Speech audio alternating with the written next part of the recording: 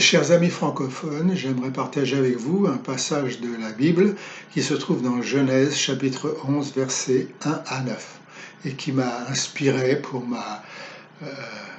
mon petit message de ce matin. Et l'Éternel les dispersa loin de la surface de toute la terre et ils cessèrent de bâtir la ville.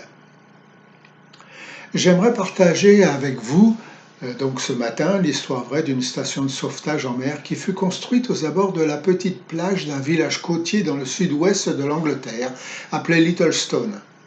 Littlestone est situé à peu près 90 km à l'ouest de Folkestone.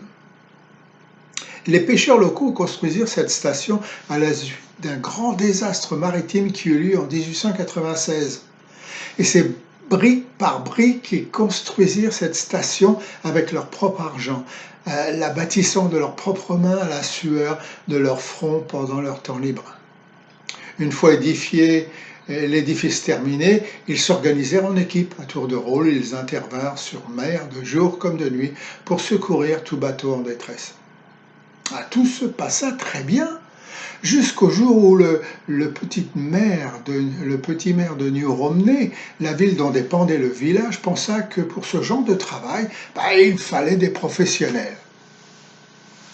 Le maire de la ville était le patron d'une petite entreprise de pêche. Alors les pêcheurs de son entreprise, faisant partie des sauveteurs volontaires, il trouva que ces hommes passaient trop de temps à sauver des vies au lieu de pêcher des poissons. Alors arrivèrent les professionnels. La station de sauvetage en mer, ce n'était pas à la hauteur de leurs attentes. Trop petite, trop froide, pas assez confortable. Et puis, il fallait bien les loger avec leur famille et dans des appartements proches de la station. Un peu plus tard, ils réclamèrent plus d'argent, moins de travail, plus de liberté. Pour leur faire plaisir, la ville construisit un pub, un grand bar-restaurant où très vite leurs femmes organisèrent des rencontres et invitèrent des amis à des soirées, des sorties. Et c'est à ce moment-là que, silencieusement, imperceptiblement, ces hommes ainsi que la station perdirent leur raison d'être. Mes amis, comprenez-moi bien, ils s'entraînaient tous les jours pour garder la forme. Ils recevaient régulièrement la formation complémentaire que demandait la loi.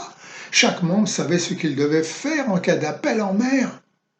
Leurs embarcations de sauvetage étaient bien entretenues, reluisantes comme des sous-neufs, prêtes à intervenir à tout moment. Même les hommes étaient rutilants dans leurs beaux uniformes. Les moindres détails avaient été scrupuleusement et consciencieusement étudiés afin d'agir rapidement en cas de désastre. Mais un jour, alors qu'ils étaient attendus pour secourir des pêcheurs en détresse, l'homme de garde s'aperçut à sa profonde horreur qu'à ce moment précis, le capitaine jouait au golf. Deux hommes participaient à une compétition de fléchettes à Folkestone contre une autre équipe de sauveteurs, et sur les trois hommes en poste, prêts à intervenir, deux étaient sous, au pied du bar, et le troisième en service, derrière le bar. La Bible ne dit-elle pas, on sonne de la trompette, tout est prêt, mais personne ne marche au combat? Ézéchiel chapitre 7, verset 14. Heureusement, les pêcheurs qui avaient construit la station de sauvetage en mer avaient eu l'intelligence d'en construire une autre. Quelques années plus tard, pas très loin de Littlestone, sur la plage d'un petit village appelé Hythe. Celui qui vous parle fut l'officier de l'armée du salut dans ce village il y a à peu près de cela 30 ans. C'est de là qu'ils partirent au secours des bateaux de pêcheurs en difficulté puisque Littlestone ne pouvait pas répondre à l'appel urgent. Ce qui est drôle, c'est que 20 ans plus tard, emportés par ce même élan d'amour et de sacrifice pour les hommes que celui qui avait animé leur père, 8 des enfants de ces pêcheurs devenus pêcheurs et sauveteurs à leur tour, vêtus d'un uniforme bien différent, laissant derrière eux à terre, au pied de leur officier commandant et au beau milieu de la rue principale de Hythe leurs instruments de musique, quittèrent à toute vitesse le cercle du plein air de l'armée du salut qu'ils tenaient en ce dimanche du mois de mars 1936 pour sauver 16 vies en mer. Sauvetage salué à l'époque par la générale Evangeline Booth et par de nombreux journaux locaux. Et voici la preuve. Oups.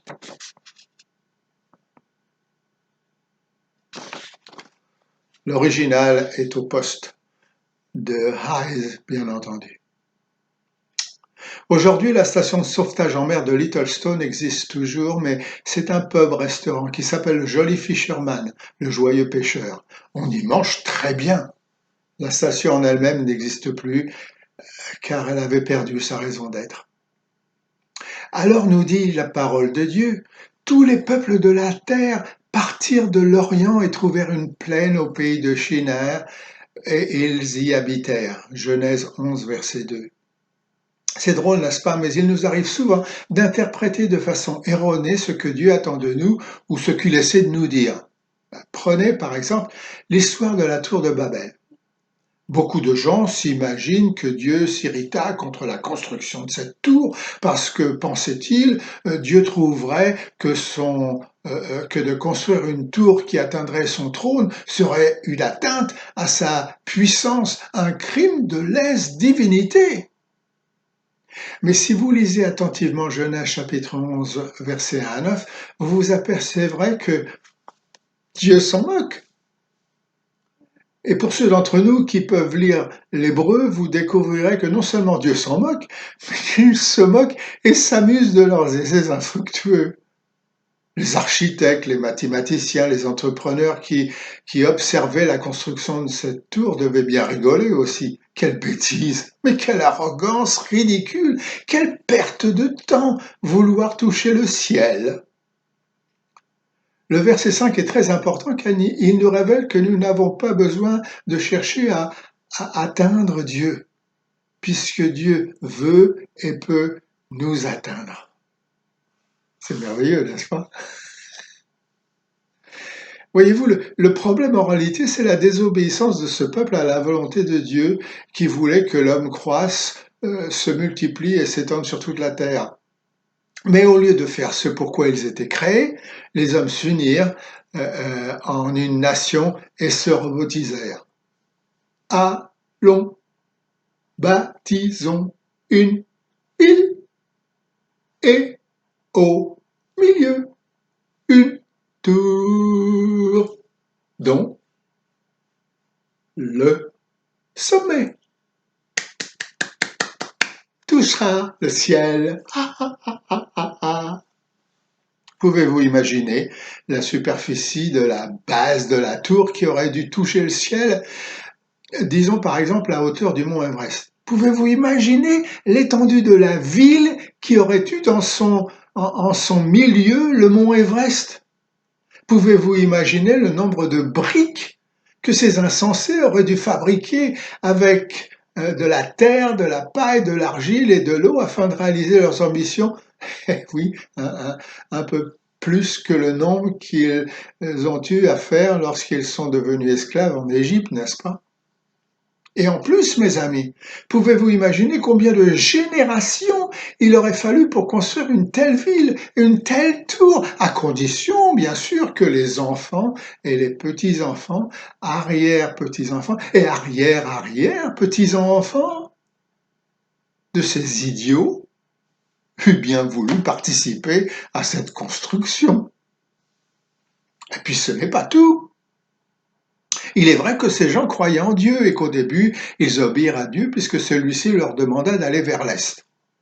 Voyez-vous, ils se fatiguèrent très vite et s'établirent au pays de Shinar, verset 2. C'est donc bien par désobéissance au travers d'ambitions égoïstes que leur vint l'idée saugrenue de construire cette ville et cette tour. Une seule langue nous aurons. Même idéologie, même tradition, même morale, même philosophie. Faisons-nous un nom, pensèrent-ils en construisant cette ville. Unissons-nous, proclamèrent-ils d'un seul cœur, et cela veut dire aussi une même parole, un même sermon, une même propagande, le même bourrage de crâne. Et pourtant, ne sommes-nous pas différents les uns des autres en personnalité, en caractère, en coutume, etc.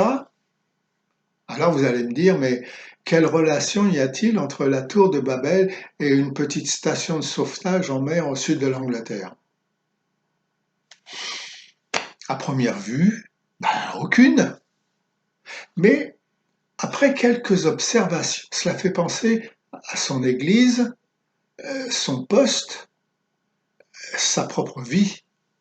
Tenez, pourquoi l'armée du salut s'est-elle implantée ici en France? Quel était le but lorsque les salutistes venus de la Grande-Bretagne débarquèrent en France?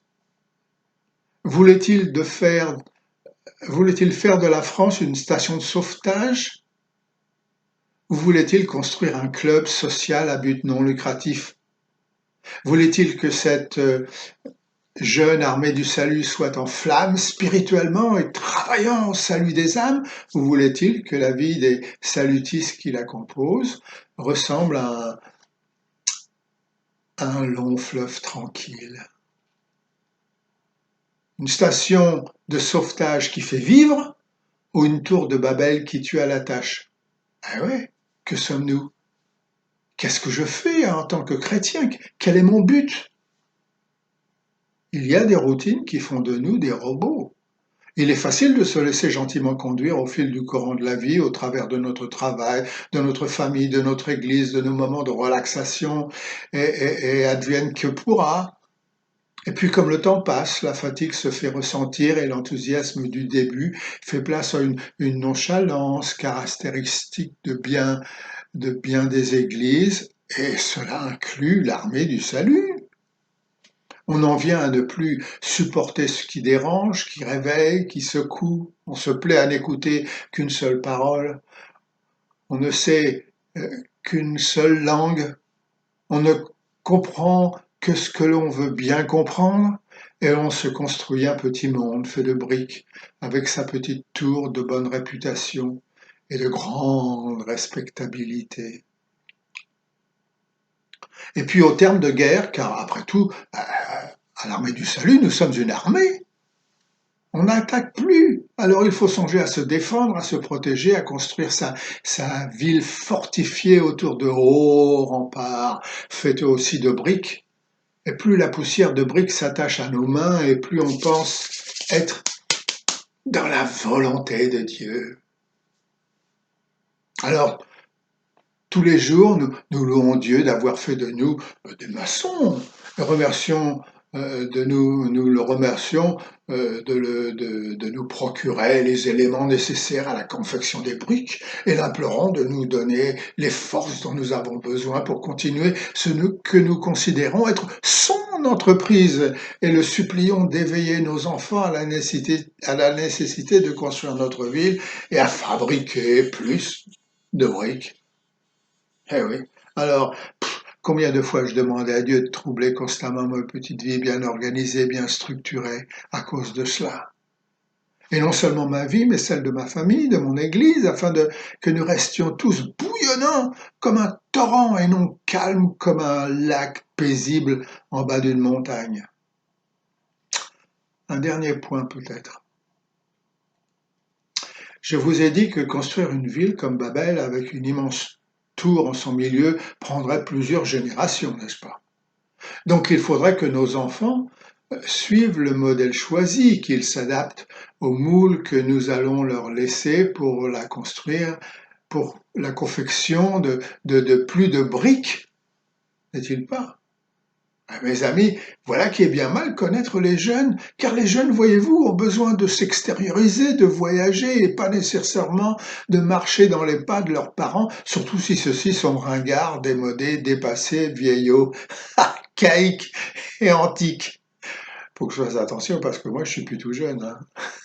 Les jeunes, eux, ont l'âme d'aventurier. Ils aiment le goût du risque, ils ont un cœur éveillé aux besoins du monde et l'esprit ouvert aux innovations. Eh bien, la force d'une église, la force d'un poste de l'armée du salut doit être comme ça. C'est sa vigueur, sa spontanéité, sa vivacité à servir Dieu, son prochain, son naturel, sa fraîcheur, sa jeunesse qui font sa force. L'Église de Jésus-Christ, c'est avant tout une mission. Une mission qui va dans la rue, de quartier en quartier, de ville en ville, de pays en pays, jusqu'au bout du monde.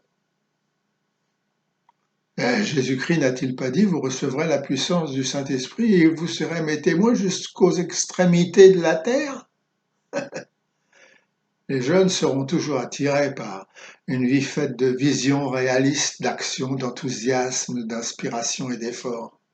S'arrêter, s'installer, se fixer, s'établir, être peinard, pépère, ça contente les vieux, n'est-ce pas? Et se disperser, s'étendre, se répandre sur la surface de la terre, aller de l'avant, attire et enrichit les jeunes. Alors, ma question, elle est simple. En tant qu'Église, en tant que poste de l'armée du salut, en tant que temple, que sommes-nous? Quelle image reflétons-nous en tant que chrétiens? Quel genre de témoignage est-ce que j'apporte à mon Église? Qu'est-ce que je suis prêt à faire pour Jésus autour de moi? Là est la question.